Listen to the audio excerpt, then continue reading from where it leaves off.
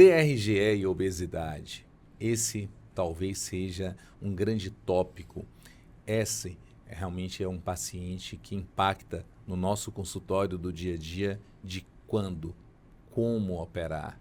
Para essa mesa, tenho aqui o querido Thales com a Carla Granja, que eu quero compartilhar com vocês essa ponte entre o cirurgião e o motilista. Como vamos conduzir esse paciente? Querido Thales, seja bem-vindo. Bom, esse é um paciente cada vez mais comum no consultório, né? Essa é a grande verdade. Assim, mudamos muito a alimentação, cada vez mais alimentos processados, cada vez comer um pouco mais rápido, cuidar menos da sua própria saúde. E isso vai levar à obesidade. Bom, qual é o problema de eu indicar uma hiatoplastia com fundoplicatura, ou vou chamar de Nissen aqui, que é uma cirurgia mais clássica, para esse paciente que é obeso? O grande problema é que eu vou ter uma taxa de recidiva muito maior. Além de ser uma cirurgia mais trabalhosa, e a gente tem dado disso publicado na literatura, que a cirurgia no paciente com IMC acima de 35, a hiatoplastia com fundoplicatura, ela pode ter um índice maior de sangramento, de complicações intraoperatórias, isso é bem estabelecido. Além disso, o paciente saindo bem da cirurgia, como ele tem uma pressão abdominal aumentada, tem um esvaziamento gástrico talvez um pouco mais retardado, esse paciente ele pode ter um risco maior de recidiva. E aí eu ofereço um tratamento para tratar o refluxo dele e acabo tendo algum problema do tratamento. Pode ficar disfágico por uma migração, pode ter uma complicação aguda que impeça. Então é por isso que esse paciente eu vou pensar menos neste tipo de cirurgia. Primeira coisa é assim, o refluidor grave, aquele paciente que evolui com uma esofagite erosiva grau D de Los Angeles, ou paciente que tem estenose, complicações graves do refluxo, muitas vezes eles não vão chegar à obesidade mórbida, porque justamente o refluxo vai acabar impedindo que ele tenha uma ingesta tão abundante de carboidrato e outros alimentos que vão aumentar o peso. Então, nós estamos conversando de um subgrupo com uma doença do refluxo menos grave quando ele chega na obesidade mórbida. Aliás, também é publicado no nosso grupo do Hospital das Clínicas aqui da Universidade de São Paulo. É justamente isso, a prevalência de refluxo, ela existe, ela é importante no paciente obeso mórbido, porém ele é um refluidor menos grave do que os outros pacientes que a gente acaba vendo com refluxo no consultório.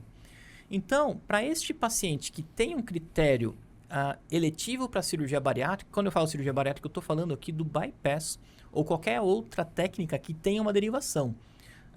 Uma vez que este paciente fazer uma gastrectomia vertical, ele é impeditivo, uma vez que ele vai piorar muito o refluxo. Então, uma vez que o paciente tem um IMC acima de 35 e doença do refluxo diagnosticada, uma vez que eu viso o tratamento da doença refluxo, eu preciso pensar em oferecer o tratamento cirúrgico da obesidade junto, porque eu vou conseguir resolver tanto o refluxo, uma vez que a cirurgia o próprio bypass ele vai ter um tratamento importante neste ponto, e vou tratar também a doença de base, que é a cirurgia bariátrica. Eu não quero, vai mudar muito o meu estilo de vida. Bom, talvez esse paciente, se ele está falando que não quer uma cirurgia bariátrica por conta de mudar o estilo de comer, talvez ele seja um paciente que não foi muito bem preparado clinicamente para a gente pensar em cirurgia. Porque uma vez que eu vou indicar a cirurgia do refluxo para o paciente que já esgotou todo o tratamento clínico, né?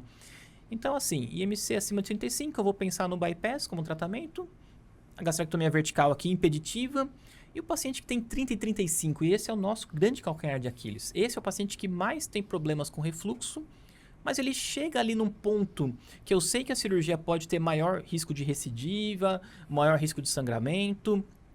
Bom, este paciente a gente normalmente desaconselha a hiatoplastia com fundoplicatura, mas é um paciente que a gente vai trabalhar muito em tentar mudar o estilo de vida.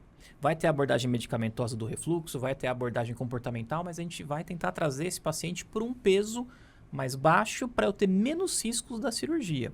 E vou te falar uma grande verdade. Este paciente melhorando qualidade de vida e baixando o peso, vai melhorar esvaziamento gástrico, talvez ele melhore um pouco, vai diminuir a pressão intraabdominal, e muito provavelmente ele vai melhorar também da doença do refluxo, e talvez ele deixe de ser um grande candidato à doença do refluxo se ele estiver trazendo menos problemas na qualidade de vida desse paciente. E quando nós pensarmos em uma intervenção e o paciente solicita, eu quero operar sleeve, tenho doença do refluxo, opera ou não opera sleeve? Vocês dois, eu quero a opinião da motilista e a opinião do cirurgião. Doença do refluxo é impeditiva? para se operar um sleeve? Então, eu acho que foi ocorrendo um amadurecimento ao longo do tempo, né? A gente sabe que, como o Thales comentou, esses pacientes têm bastante doença do refluxo, muitas vezes não é uma doença do refluxo, que não só não é uma doença do refluxo severa, mas também não é uma doença do refluxo sintomática. Às vezes esses pacientes são assintomáticos, eles têm doença do refluxo, mas são assintomáticos.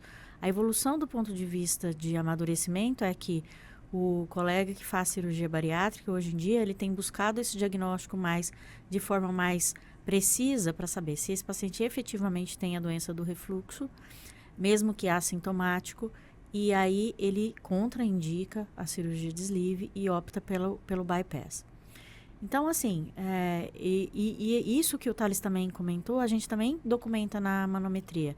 Nos pacientes obesos, principalmente nos pacientes com obesidade grau 3, obesidade mórbida, a gente observa um aumento de pressão intragástrico, né? Eles têm na manometria, nos sensores que a gente tem posicionados dentro do estômago, um aumento de pressão intragástrica. Esses pacientes têm até alterações motoras que hoje em dia a gente não considera como contraindicação de cirurgia, porque ele faz, às vezes, uma certa resistência aumentada ao fluxo da junção, não por não relaxamento do esfíncter, mas por esse aumento da pressão intragástrica. E eles fazem também, às vezes, um esôfago que tenta contrair de uma forma mais intensa para superar essa pressão. Então, faz uma hipercontratilidade. Isso não é um achado que contraindica o tratamento, é o contrário. Essa obesidade já está trazendo repercussões funcionais que talvez façam com que ele realmente tenha uma indicação. Mas, com certeza, eu acho que é um paciente que deveria fazer, se for optar pela cirurgia, ou emagrecer através de um tratamento cirúrgico, por uma cirurgia não refluxogênica, né? Uma cirurgia que não seja o sleeve. Trouxemos esse tema porque a obesidade é hoje um pilar para a refratariedade a um tratamento. Ou refratariedade do sintoma ou refratariedade da própria doença.